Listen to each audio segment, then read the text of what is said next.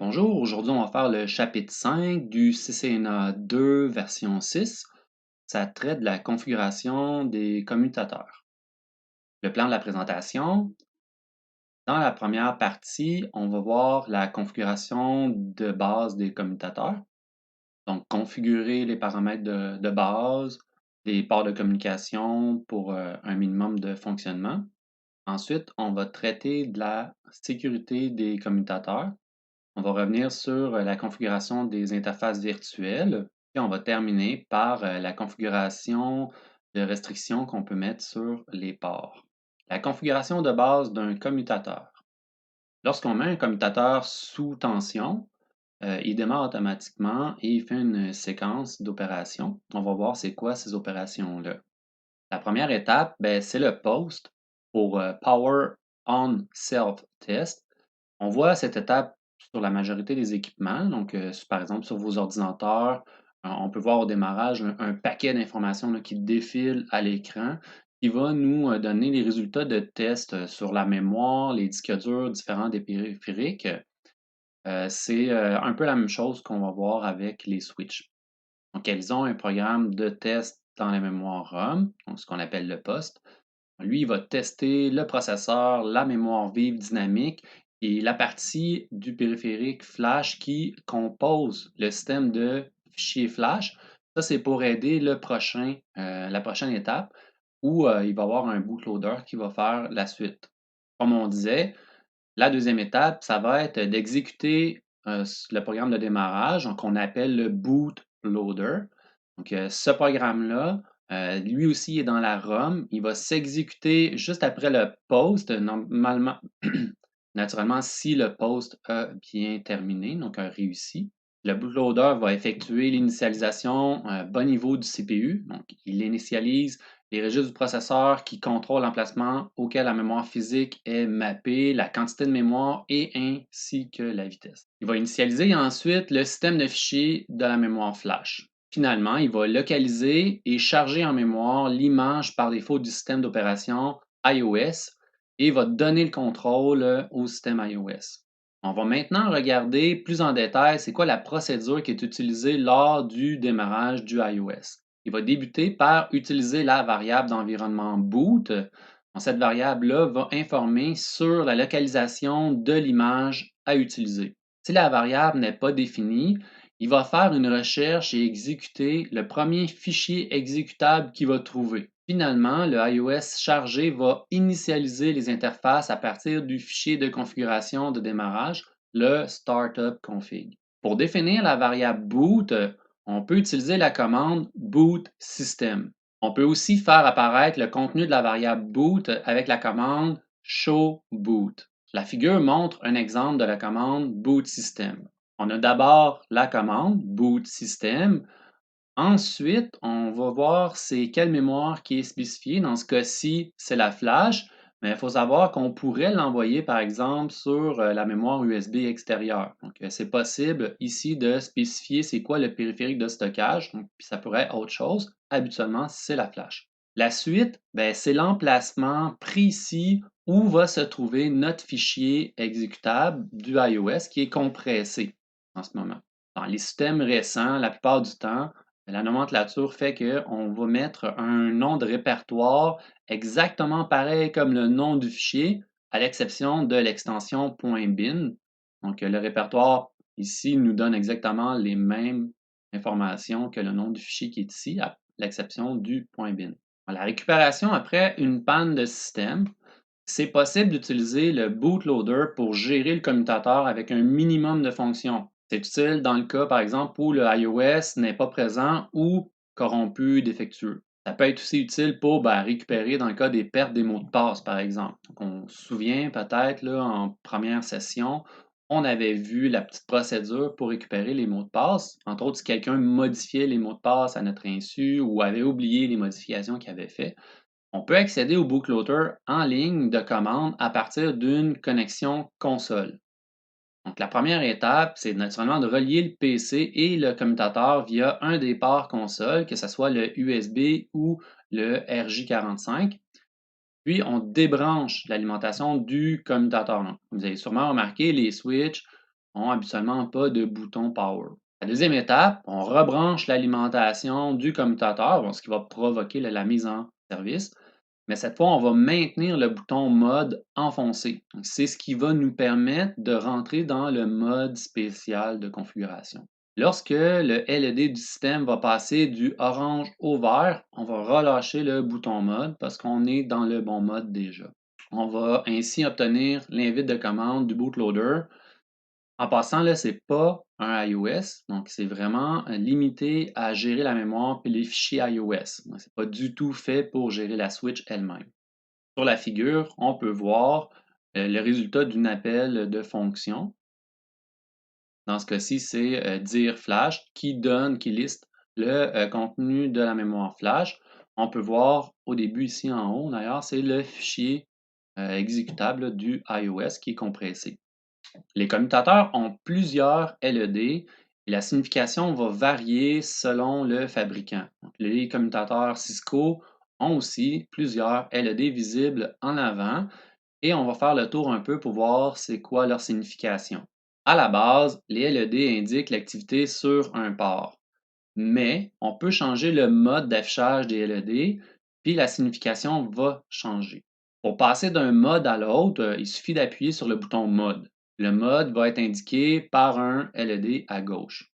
On peut voir les LED ici sur le côté. On va les faire une par une. Donc, le LED système, LED RPS, état, mode duplex, vitesse, PoE. Puis ici, on voit là, le bouton mode. Avec le mode LED système, donc quand le LED système est activé, ça indique si le commutateur est bien alimenté. Donc, si le LED est éteint, ça correspond normalement à ce que le système est éteint ou qu'il y a un défaut dans l'alimentation. Donc, si elle est verte, le système y est alimenté et fonctionne normalement. Donc, si elle est orange, le système est alimenté, mais il y a des erreurs.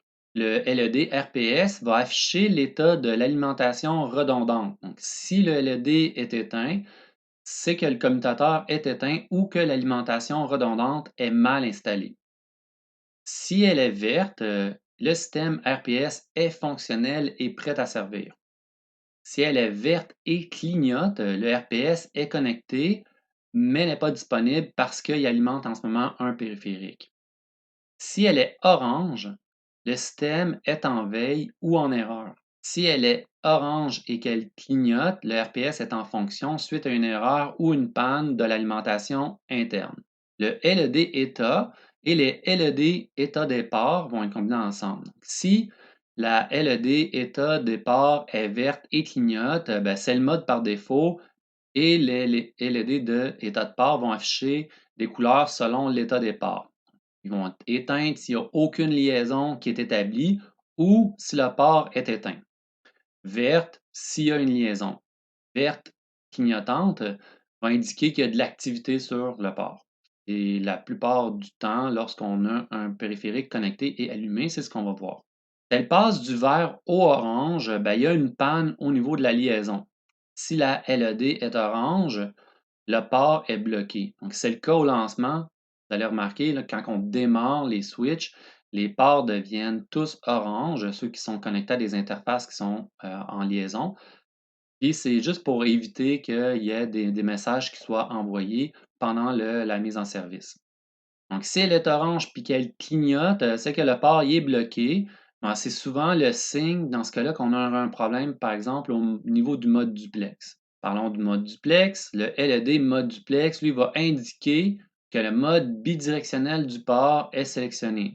Donc, si le LED est activé, il va être vert. Dans ce mode-là, les LED état de port vont être allumés pour indiquer qu'un port est en full duplex et va être éteint dans le mode half duplex. Le LED vitesse, dans ce mode-là, les LED de port vont indiquer la vitesse des ports.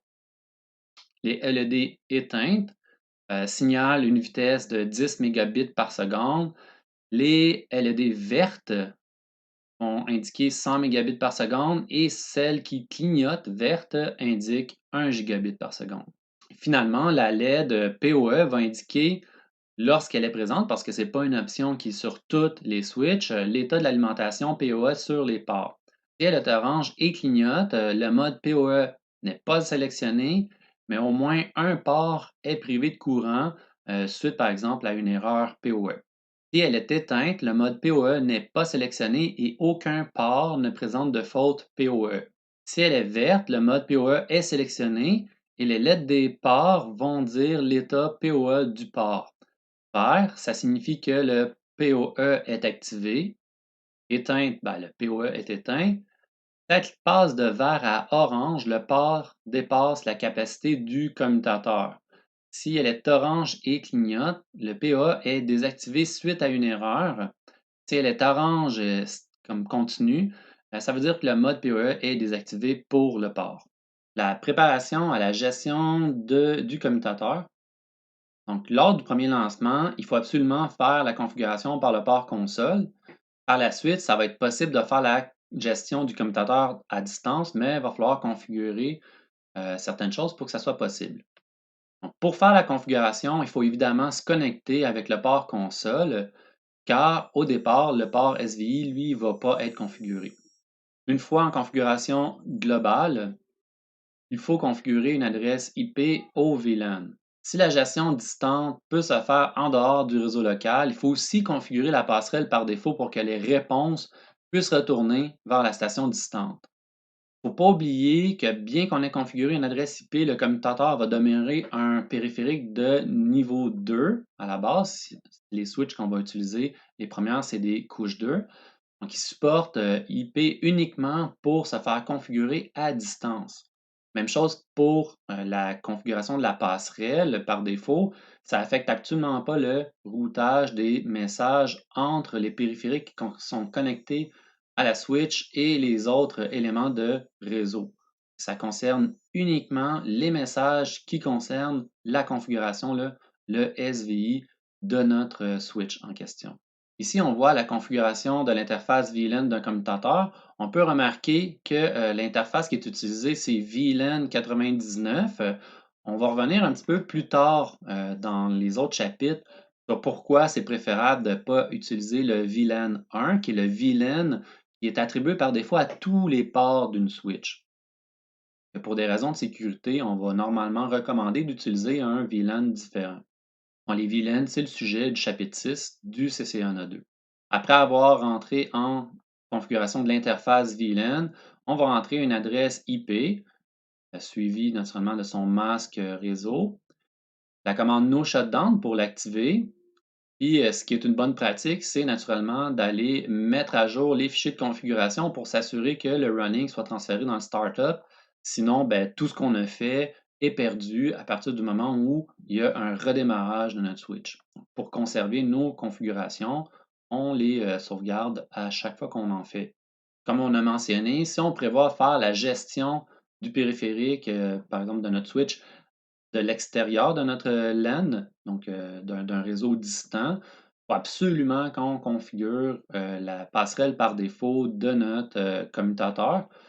Ici, on peut voir la méthode. Encore une fois, dans la configuration globale, on rentre IP Default Gateway et on donne le IP de notre gateway par défaut. On sort de cette configuration-là et on n'oublie pas si copy running config to startup config. Pour vérifier, on va utiliser la commande show IP interface brief. Donc, dans l'exemple qu'on voit, le protocole est marqué qui est down. Est-ce qu'il y en a qui auraient une petite idée de ce que ça signifie? Eh oui, on a oublié de faire no shutdown. C'est un petit indice ici, si jamais vous aviez oublié de faire no shutdown, le protocole va être down dans le statut. Donc, il va falloir revenir en configuration et faire no shutdown pour l'interface. Les communications bidirectionnelles. Les communications bidirectionnelles simultanées, qu'on appelle full duplex, ça va améliorer beaucoup les performances de notre LAN. Les connexions bidirectionnelles non simultanées vont se rencontrer généralement pour des équipements un petit peu plus anciens, comme par exemple les concentrateurs. Mais vu que dans certains cas, on doit être compatible, il faut quand même penser à leur existence. Les cartes réseau Gigabit Ethernet et 10 gigabits fonctionnent obligatoirement en mode bidirectionnel simultané. L'efficacité d'une configuration Ethernet avec un concentrateur standard est partagée, est généralement évalué entre 50 et 60 de la bande passante qui est allouée. Il faut se rappeler là, que pour échanger les messages, naturellement, même si on veut échanger 100 mégabits dans un sens et 100 mégabits dans l'autre sens, mais il y a des temps entre les deux où ce qu'on doit faire la détection, est-ce que l'autre a fini de parler ou est-ce que l'autre est en train de parler. Donc, tous ces temps-là, puis si on additionne aussi les cas où il va y avoir des collisions, bien, on se ramasse avec un taux d'utilisation du média de 50 par rapport à la bande passante. Donc, ce qui veut dire qu'en moyenne, si on regarde sur une grande période de temps, notre lien à 100 mégabits, même s'il est très, très utilisé et sollicité, on va voir peut-être une vitesse d'échange autour des 50 mégabits par seconde totale. Donc, quand on va calculer par unité de temps. C'est le contraire qui arrive quand on pense aux communications qui vont être bidirectionnelles simultanées, qui, elles, vont offrir une efficacité de 100 mais dans les deux sens. Donc, ce qui veut dire que pendant qu'on transmet à 100 mégabits par seconde dans un sens, on reçoit aussi à 100 mégabits par seconde. Donc, au total, on pourrait voir l'échange des données bidirectionnelles comme étant pratiquement 200 mégabits par seconde. C'est l'effet inverse de celui qui est un bidirectionnel partagé. Par défaut, les interfaces des switches sont à auto pour le mode duplex et la vitesse. Donc, c'est aussi possible de les configurer de façon manuelle, mais il faut faire très attention parce que ça va impliquer de faire la même configuration aux deux périphériques. Donc, car le mode auto, lui, fonctionne uniquement si l'autre côté est à auto aussi. C'est donc généralement préférable de laisser à auto. Mais pour les connexions dédiées fixes, comme par exemple sur les serveurs ou des stations qui ne vont pas changer, on recommande de faire la configuration manuellement pour des raisons de performance. Pour la figure, on peut voir comment faire cette configuration de façon manuelle. On rentre en configuration globale. On vient dans l'interface qu'on veut modifier. Donc, dans ce cas-ci, c'est l'interface Fast Ethernet 01. Avec la commande duplex, on peut dire, ben, ici, je veux être en mode full seulement. Faut aussi spécifier ma vitesse, donc speed à 100 mégabits par seconde. On sort et on sauvegarde la configuration. N'oubliez pas, ici, on vient de faire la modification sur la switch 1. Ça voudrait dire qu'il faudrait aller dans la switch 2 pour faire exactement la même configuration. Quand j'ai fait les cours la première fois, on devait impérativement avoir des câbles qui étaient droits ou croisés selon le type de connexion qu'on voulait faire. Donc, si on voulait rejoindre, par exemple, un périphérique autre avec notre switch, ou si on voulait connecter une switch à une switch, ou un routeur à un routeur, des choses comme ça, ben, dépendamment des connexions qu'on voulait faire, ben, il fallait avoir soit un câble droit, celui qu'on utilise couramment, ou les câbles croisés. Aujourd'hui, ben, les équipements ont la fonction Auto MDX. Avec cette fonction-là, l'interface va déterminer de façon automatique le câblage qui est présent puis diriger les signaux en conséquence. C'est important de savoir que l'activation du mode Auto MDX implique d'utiliser le mode auto pour duplex et vitesse aussi. Donc, ça fonctionne juste si les trois modes sont à auto. Dans cet exemple-là, on a la suite de commandes qu'il faut utiliser pour aller activer le mode MDX. On rentre en configuration globale. On s'en vient dans l'interface, dans ce cas-ci, Fast Ethernet 01. On place tout le monde en mode auto. Donc, duplex auto, speed auto, puis MDX auto. And on copie. Dans le cas qu'on voudrait arrêter le mode auto sur MDX, la commande qu'on doit utiliser, c'est no auto MDX. Pour vérifier le paramètre auto MDX d'une interface donnée, on va utiliser la commande show controller Ethernet controller avec le mot-clé phi. Donc, pour limiter le résultat aux lignes qui sont relatives à la fonction AutoMDX, on va utiliser aussi le filtre include AutoMDX. On voit ici un exemple de cet appel de fonction-là. Donc, show controller Ethernet controller pour le Fast Ethernet 01, l'aspect physique. Puis, on veut inclure juste les éléments qui sont par rapport à AutoMDX. Ici, on voit qu'il est on en ce moment. Bon, la vérification de la configuration des ports de commutateur. Ici, on a une liste des commandes show qui sont les plus utilisées pour faire la vérification de la configuration des ports de commutateur. On a l'habituel show interface sur laquelle on va spécifier c'est quoi l'interface qu'on veut observer. show startup config puis running config qui va nous permettre de voir c'est quoi la configuration actuelle et c'est quoi celle qui est sauvegardée pour suite à un redémarrage. On peut faire apparaître la flash, la version, l'historique des commandes qui pourrait nous aider aussi. On peut aussi faire apparaître c'est quoi le IP d'une interface en particulier. On peut aussi faire apparaître la table de MAC address de notre switch. Ici, on a un exemple de la sortie qu'on obtient quand on fait show running config. Naturellement, il y a des sections qui ont été omises parce qu'il y a beaucoup d'informations au départ. Là. Si vous exécutez cette commande-là pour la vérifier vous-même, vous allez voir. Puis on voit certaines informations sur nos interfaces qui apparaissent. Donc, par exemple, interface Fast Ethernet 018, on peut voir qu'il est relié à VLAN 99. C'est qu'on a d'autres. On a aussi des informations sur le VLAN 99, justement. On a le IP address. On a aussi des informations sur notre gateway par défaut. C'est quand même très utile pour faire apparaître les informations sur la configuration qui est actuelle. Maintenant, on a un exemple de la commande Show Interface sur Fast Ethernet 018. On va regarder un petit peu plus proche. La première ligne ici va nous indiquer Fast Ethernet 018 is up. Donc ici, on voit qu'il y a une connexion active puis que le protocole est up.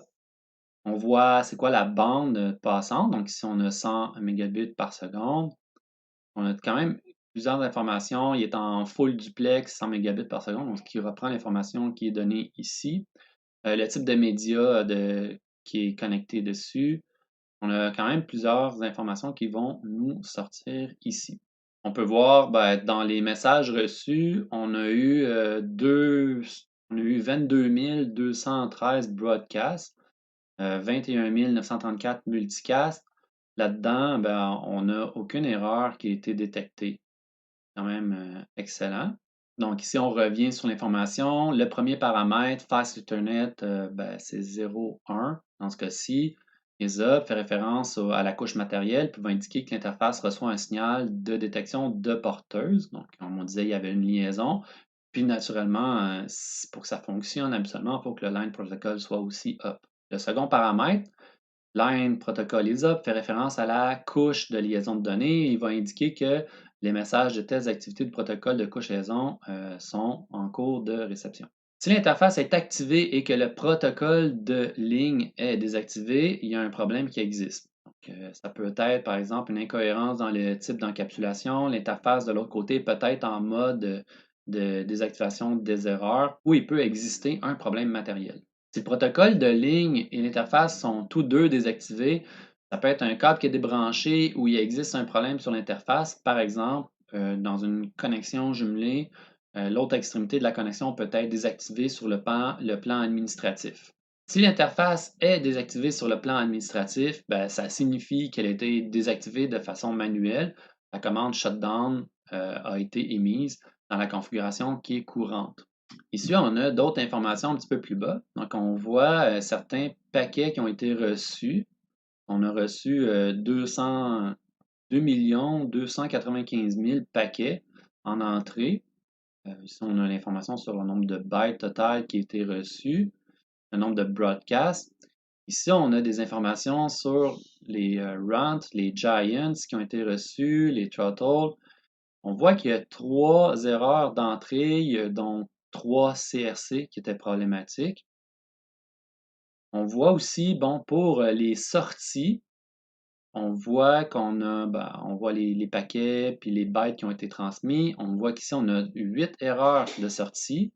Entre autres, on a 1790 collisions. 10 fois, l'interface a été resetée. Puis on a aussi, dans le type de collision, on a des informations supplémentaires. On a 235 late collisions. Donc, on va revenir un petit peu là-dessus, mais c'est des collisions qui sont tardives, donc qui ont été envoyées après l'envoi d'un certain nombre d'octets déjà sur le lien. Bon, là, ici, on a déjà une petite information sur le type de liaison qu'on a. Pour avoir des collisions, il faut que ça soit un bidirectionnel partagé, donc qui alterne d'un à l'autre. Ce n'est pas un full duplex, c'est un half duplex qu'on a en ce moment. Donc, juste avec le nombre d'erreurs ici, on peut voir ce type de connexion-là. Naturellement, si on avait un full duplex, ben, on ne pourrait pas avoir de collision, donc on n'aurait pas ce type d'erreur-là. Justement, on voit le détail des types de problèmes qu'on peut avoir au niveau de la couche d'accès au réseau. Les erreurs d'entrée, ben, le nombre total d'erreurs vont comprendre, par exemple, les erreurs de trame qui vont être incomplètes, les trames géantes. Donc, les trames géantes, je pense qu'on vient un peu là-dessus, ouais. Ben, c'est des trames qui dépassent le nombre d'octets maximum d'une trame normale. On n'a pas de mémoire de disponible. La CRC était problématique. Il y a des débordements, des comptes qui vont être ignorés aussi. Les trames incomplètes, donc c'est des paquets qui vont être éliminés parce que, par exemple, la taille va être inférieure à ce qui est défini. Donc, par exemple, on sait que les trames Ethernet doivent mesurer au moins 64 octets. Si on a reçu moins que ça, c'est des trames qui sont incomplètes. C'est elles qui vont apparaître à côté de l'information là, runs qu'on voyait tantôt. Les trames géantes, giants, ici, ben, c'est des paquets qui vont être éliminés parce que, par exemple, la taille est supérieure au paquet maximum qui est défini par le support. Donc ici, si jamais on dépassait le 1518 octets, on va considérer que la trame est comme géante, puis il y a eu une erreur, donc on arrête et on la rejette. En CRC, on a déjà parlé, si jamais les calculs qu'on fait à la réception des données reçues ne correspondent pas à celui qui est à l'intérieur de la trame, donc le code CRC est aussi transféré par la trame, donc nous on fait nos calculs, on compare les deux sommations, puis finalement, si les chiffres ne concordent pas, la trame est rejetée. Donc, les erreurs de sortie, bien, ça va être la somme de toutes les transmissions qui n'ont pas été complétées correctement vers notre interface. On va voir dans collision bien, le nombre de messages qui a été retransmis à cause d'une collision de type Ethernet. Puis finalement, les collisions tardives, comme je vous disais, c'est des collisions qui vont se produire après qu'on a envoyé 512 octets de la trame. Donc, on a déjà envoyé 512 octets, puis il y a quelqu'un qui a commencé à transmettre, puis qui a fait une collision après ce temps-là. Donc, ça ici, ça nous informe de la distinction entre les deux types de collisions qu'on peut recevoir. Ici, on a un petit processus de débogage si jamais on a des problèmes sur nos interfaces. La première commande qu'on devrait lancer, c'est Show Interface. Est-ce que l'interface est active? Oui ou non. Donc, dépendamment du résultat qu'on obtient, ben, on peut continuer à faire une analyse différente. Donc, si jamais l'interface est active, est-ce que, par exemple, il y a du bruit ou des perturbations électromagnétiques qui ont été détectées? Si oui, on avait essayé d'éliminer la source. Sinon, ben, on peut regarder d'autres causes, vérifier, par exemple, que le paramètre de direction, donc bidirectionnel, est configuré correctement sur les deux extrémités. Donc, ça pourrait être ici une source de problème. On va continuer dans cette branche-là. Donc, ici, on arrive. Est-ce que le problème est résolu? Par exemple, non. Ben, on va documenter le travail qu'on a effectué, puis ça va nous permettre de savoir, entre autres, là, que malgré les modifications qu'on aurait fait ici, ou les observations qu'on aurait fait, ben, ça règle toujours pas le problème. Donc, ça va nous éviter de tourner en rond et nos collègues aussi. Si jamais l'interface était pas activée, donc si jamais l'interface n'était pas activée, on tombe de ce côté-ci, on va vérifier ben, que les câbles sont correctement, donc c'est les bons câbles qui sont utilisés. On va vérifier aussi que les connecteurs puis nos câbles sont corrects, qui ne sont pas endommagés. Par exemple, quelqu'un n'aurait pas taqué dedans. On va vérifier aussi que les vitesses sont cohérentes entre les deux. Encore une fois, après nos modifications, est-ce que le problème est résolu? Non, on documente. Oui, ben, on a terminé. Bon, c'est une simplification, naturellement, les choses vont aller dans tous les sens, dépendamment des types de problèmes qu'on a, mais ça vous donne une petite idée. Là. On devrait quand même commencer par Show Interface. On est rendu à la sécurité des commutateurs. C'est intéressant d'avoir configuré une interface IP sur le commutateur grâce au VSI, le Virtual Switch Interface, mais en ce moment, pour l'utiliser, on devrait utiliser Telnet. Et Telnet, on sait que ce n'est pas sécuritaire. On se rappelle que Telnet va transmettre en clair les informations d'identification comme les noms d'utilisateurs, les mots de passe, les données entre les périphériques. C'est problématique au niveau de la sécurité. Ici, on a une saisie qui est faite avec Wireshark, mais on peut voir qu'à l'intérieur d'un message Telnet, ben, on peut avoir des informations en texte clair. Donc, le mot de passe, ici, entre autres, puis le nom de l'utilisateur. Il faudrait donc activer SSH. Donc, Secure Shell, SSH, c'est un protocole qui va permettre d'établir une connexion qui est chiffrée pour la gestion des périphériques distants. Donc, on voit justement les données du paquet saisi par Wireshark, et on ne peut plus interpréter les informations. Donc, c'est clairement chiffré. Comme on disait, c'est préférable de remplacer Telnet par SSH pour la gestion distante, pour des questions de sécurité. SSH utilise le port TCP22 par défaut, alors que Telnet, lui, utilise le port TCP23. On pourrait fermer, entre autres, ce port-là pour des raisons de sécurité, une fois qu'on aura fait notre modification naturellement. Il faut savoir que vous devez avoir une version de iOS qui supporte les fonctions de chiffrement pour pouvoir utiliser SSH. On peut savoir que la version de iOS a ou non les fonctionnalités si vous voyez K9 dans le numéro de la version. Ici, on a un exemple. Dans la version du software, dans le Show version, ici, on peut voir que K9 est supporté. Bon, il y a d'autres façons de savoir si SSH est supporté. Par exemple, de faire apparaître le statut du SSH. Donc, si la commande SSH n'est pas supportée, c'est un bon indice que vous ne pouvez pas le faire. Avant de configurer SSH, le commutateur doit au moins être configuré avec un nom d'hôte unique et avec des paramètres de connectivité réseau adéquats. Là, naturellement, il doit avoir une adresse IP et tout le reste. C'est important d'avoir un nom d'hôte qui va être significatif parce qu'il va être combiné avec le nom de domaine pour identifier la switch lors des connexions SSH. En première étape, on va vérifier la prise en charge du protocole SSH. On peut utiliser la commande show IP SSH pour vérifier que le commutateur prend en charge SSH. Si le commutateur rejette la commande, c'est simplement que le logiciel iOS ne prend pas en charge les fonctionnalités de cryptographie. Deuxième étape, on va configurer le domaine IP. Naturellement, on suppose en passant qu'on a déjà mis un nom à notre switch. C'est des choses qu'on ferait de toute façon au départ là, dans une bonne configuration. Donc, deuxième étape, on configure le domaine IP. Pour configurer le domaine IP du réseau, on va utiliser la commande IP domain name, puis ensuite qu'on va suivre avec le nom de domaine qu'on veut donner. On peut donner n'importe quel nom de domaine. Habituellement, on va donner souvent le nom de la compagnie.com, .ca, dépendamment du site de la compagnie. C'est une façon simple de se rappeler les noms. Sinon, vous pouvez en inventer un. Dans l'exemple qui est donné, on peut voir que c'est écrit cisco.com comme nom de domaine. Troisième étape, on va générer les clés RSA. Toutes les versions de iOS utilisent par défaut SSH version 2. La version 1 de SSH est aussi supportée, mais elle a des failles de sécurité connues. Habituellement, on va recommander d'utiliser uniquement SSH version 2. Pour configurer SSH version 2, on va exécuter la commande du mode de configuration global IP SSH version 2. À partir du moment qu'on fait ça, automatiquement, le SSH version 1 ne sera plus supporté. Ça veut dire que votre client avec lequel vous allez vous connecter pour faire la gestion à distance doit lui aussi être en SSH version 2. Des questions de sécurité, puis c'est minimal de faire ça. On devrait juste mettre à jour notre client si jamais on n'en a pas un qui est version 2. Automatiquement, dès qu'on va générer les clés RSA, ça va activer SSH. On va utiliser la commande en mode de configuration globale Crypto Key Generate RSA pour activer le serveur SSH sur notre commutateur et pour générer les clés RSA qu'on va utiliser pour ces échanges-là. Lorsqu'on va générer les clés, on va se faire demander la longueur du module qu'on doit utiliser. Dans l'exemple qui est donné, on peut voir que la taille du module qui est utilisé, c'est 1024. Plus la longueur du module va être importante, plus la connexion est jugée sécuritaire. Mais il y a quand même deux petits côtés à ça, puis c'est pour ça que naturellement que c'est configurable. C'est quand même plus long à générer et c'est aussi plus long quand on va faire le traitement, donc lors de l'utilisation. C'est important d'être conscient de ça.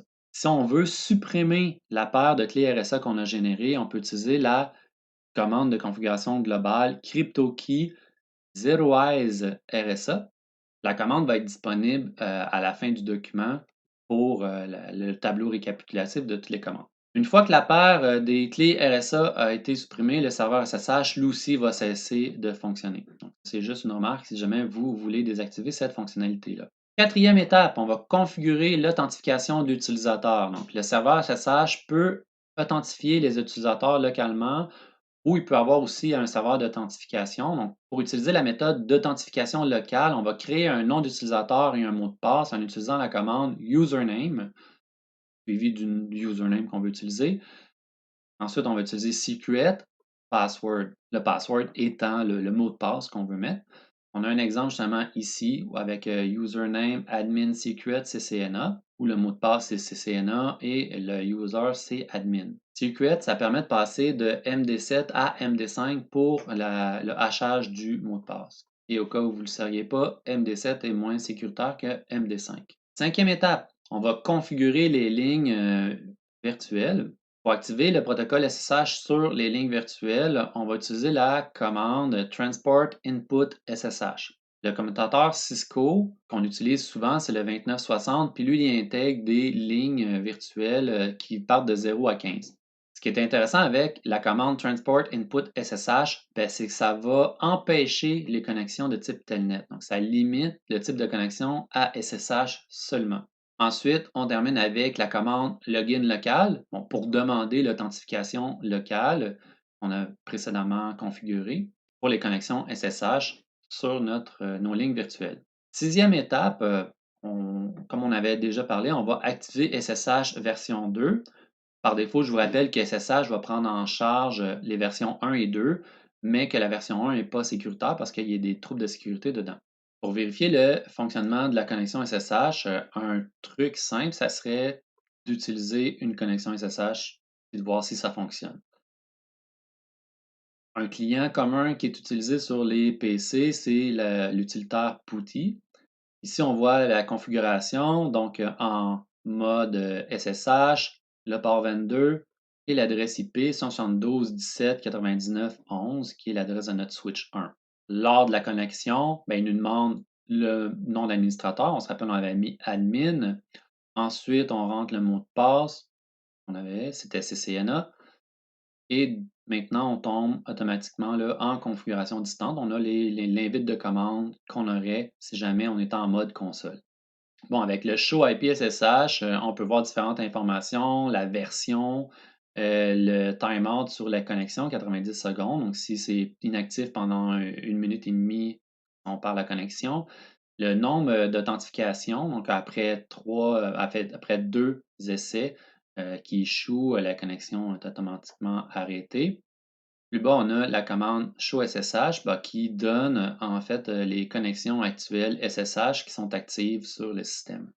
Une pratique qui serait sécuritaire, ça serait par exemple de désactiver les ports qui sont inutilisés sur une switch. Donc, ça éviterait que quelqu'un se connecte sur des ports alors que théoriquement, il ne devrait pas avoir de périphérique sur ces ports-là. On se souvient que tous les ports des switches sont par défaut activés. Donc, ça demande que l'administrateur fasse une modification à la configuration pour désactiver ces ports-là. La commande, on la connaît, c'est shutdown. Si plus tard on doit réutiliser le port, on a simplement à réutiliser la commande no shutdown sur cette interface-là. Naturellement, là, si on a une switch de 24, 48 ports, puis qu'on en utilise 3, puis qu'on en a 21 à désactiver, ça sera un peu agaçant de passer un après l'autre, de faire chacun des ports. Il existe pour ça une commande spéciale qui s'appelle Interface Range. Et ensuite, on dit le type du module, le premier nombre, puis le dernier nombre qu'on veut atteindre ou configurer. Puis ensuite, les paramètres qu'on va rentrer vont affecter l'ensemble de ces interfaces-là. Ça évite de faire les interfaces une à une. Tous les ports et interfaces d'un commutateur doivent être sécurisés avant le déploiement du commutateur en production. L'une des méthodes de sécurisation des ports consiste à implémenter une fonctionnalité appelée sécurité des ports. Donc, la sécurité des ports, ça va restreindre le nombre d'adresses MAC qui vont être autorisées sur un port en particulier.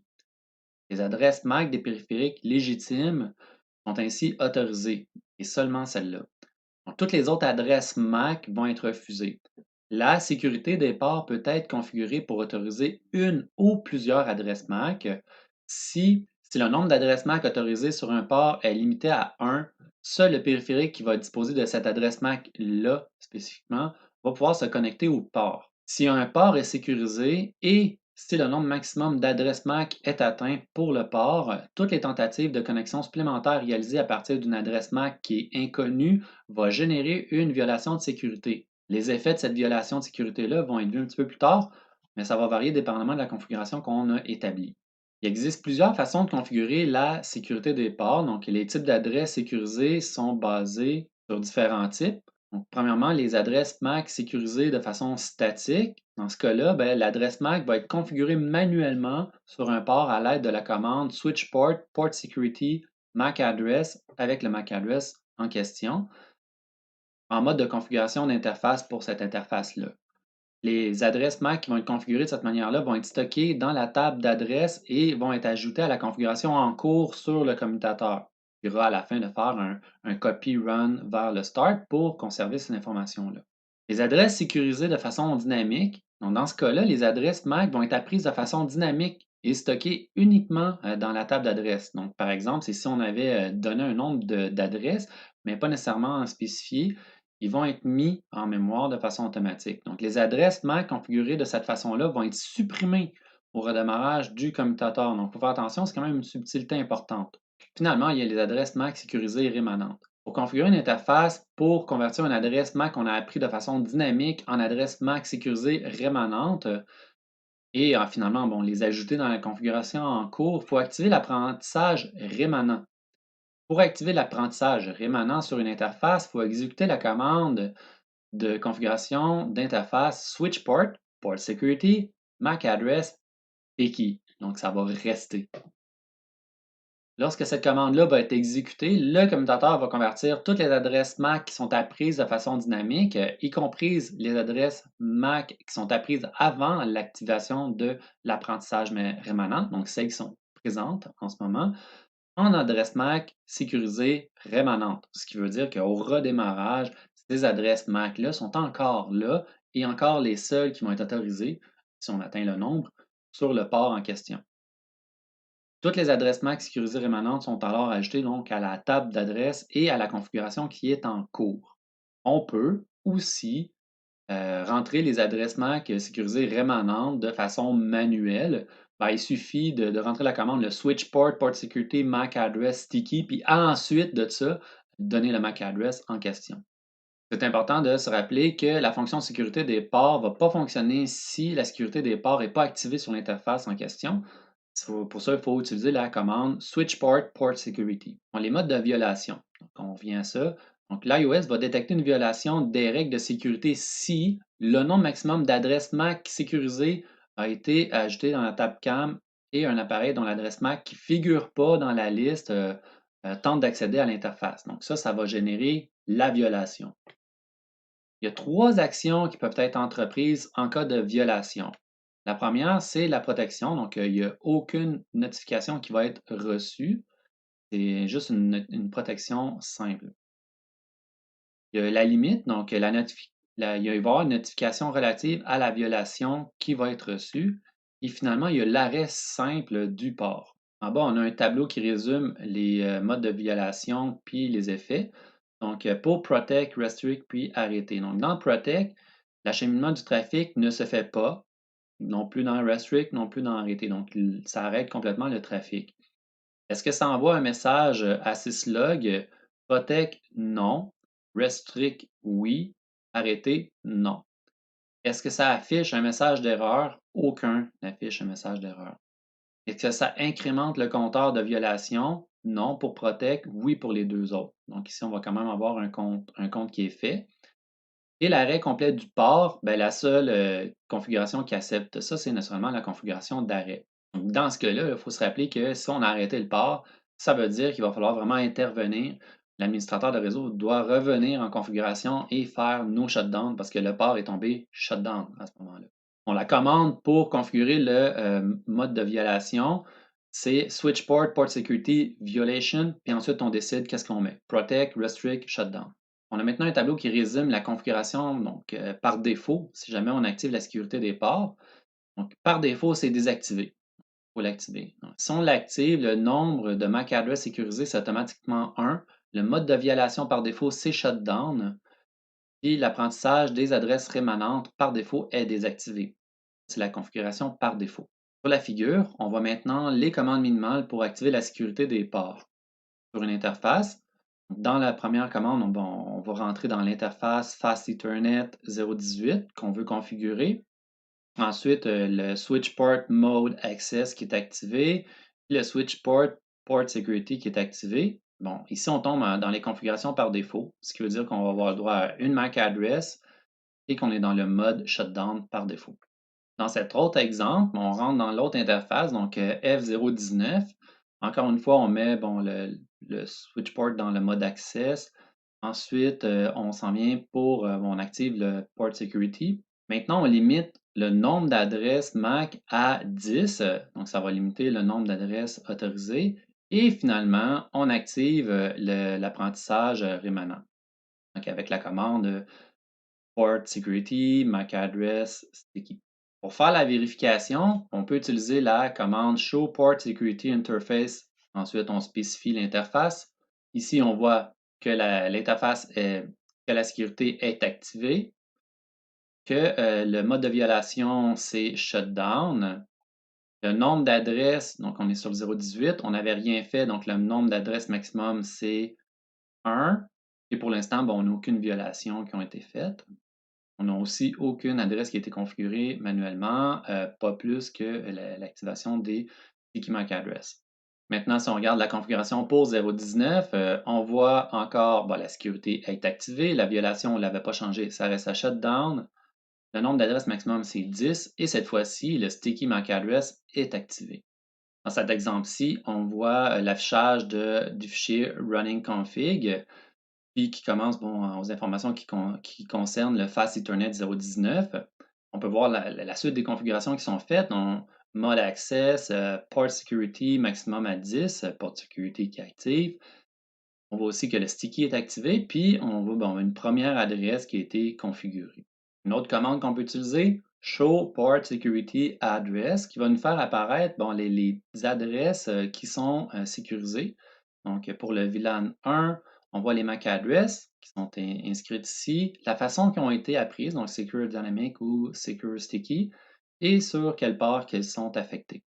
Quand la sécurité des ports est configurée sur un port, puis qu'il y a un problème sur ce port en question, il va tomber en mode de désactivation à cause des erreurs, à la suite d'une violation.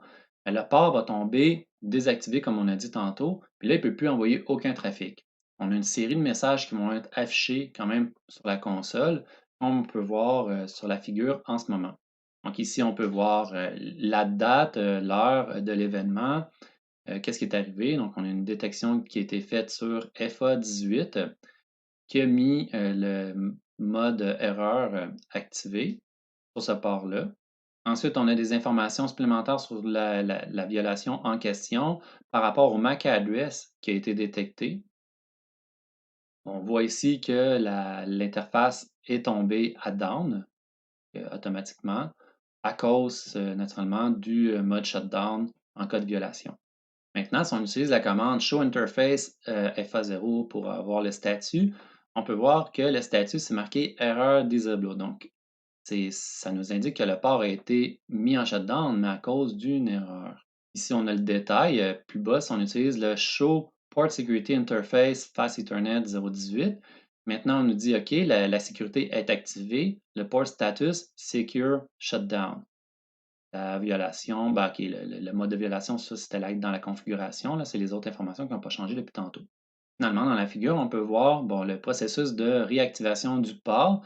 Pour rentrer en interface, en configuration globale, rentrer dans la configuration de l'interface, ici, on a l'activité de le mettre shutdown, no shutdown, puis maintenant, notre port est maintenant correct. Maintenant, à la fin du chapitre 5, on a vu la configuration de base des commutateurs. On a vu comment paramétrer les éléments de base d'un commutateur Cisco, comment configurer les ports de communication pour répondre à des configurations de base. Ensuite, on a fait la sécurité du commutateur, puis la gestion et l'implémentation de celle-ci. On a vu comment configurer l'interface virtuelle de gestion de distance. On a vu comment activer la fonction de sécurité sur les ports pour restreindre l'accès au réseau.